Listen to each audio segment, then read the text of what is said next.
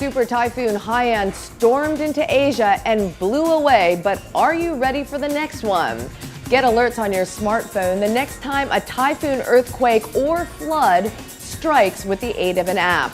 The Wall Street Journal's Ramy and Inocencio speaks to the creators of disaster trackers and tells us what to do the next time the cell phone towers go down.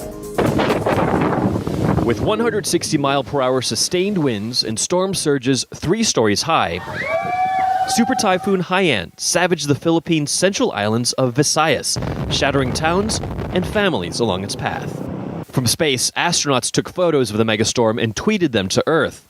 From the ground, scientists like Sandy Song at Hong Kong's Weather Observatory tracked Haiyan's strength. Haiyan is the strongest typhoon this year, for sure. And it is one of the most intense in record as well. And by some accounts, it may be the world's most powerful storm in recorded history. All the more reason to be aware of future storms to come. During Asia's annual typhoon season, which peaks from May to October, countries around the region use traditional satellite to measure the path of incoming storms. That data is then sent from satellite to your smartphone. Magno Konag is president of Nueka, which developed iTyphoon, the Philippines' first app solely focused on tracking the hurricanes of Asia. Konag wanted to stress simple graphics and content for the Filipino masses. If the background is an ocean, then it means that the typhoon is in the ocean. If the background is land at the foot of the screen, it means that the typhoon hit land already. Since its 2011 release, Konag says his app, free on 5 platforms like iOS, Android, and Windows for cheaper phones, has been downloaded more than 200,000 times.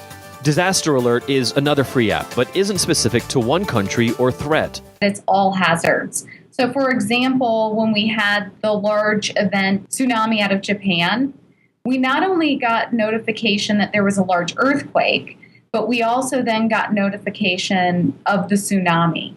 Developed in Hawaii by the Pacific Disaster Center, Huey says the app's been downloaded 1.5 million times. We're very strong partners with ASEAN, the government of the Philippines, the government of Vietnam. So apps like iTyphoon and Disaster Alert help warn us before a storm. But after, our smartphones are only good if we've got a connection. 4 days after Haiyan hit the Philippines, less than 50% of mobile transmitting stations were up and running. Our free and open source software. But enter Serval, launched by Gardner-Stephen of Flinders University in Australia, which operates mesh network technology. It lets cell phones connect to each other using Wi-Fi to send calls, texts, and messages. But without the need for any infrastructure, so no cell towers, nothing other than the handsets talking to one another. Gardner-Stephen launched the company and free app in 2010. He's now working with the New Zealand Red Cross and hopes to unveil Serval en masse to the world and for disasters like in the Philippines. The benefits?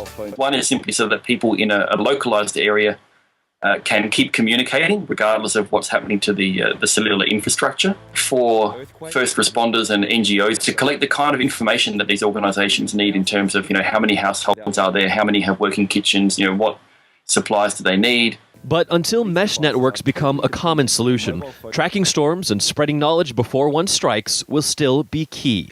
And so the rescue and recovery continue in the Philippines in a decidedly untechnological kind of way.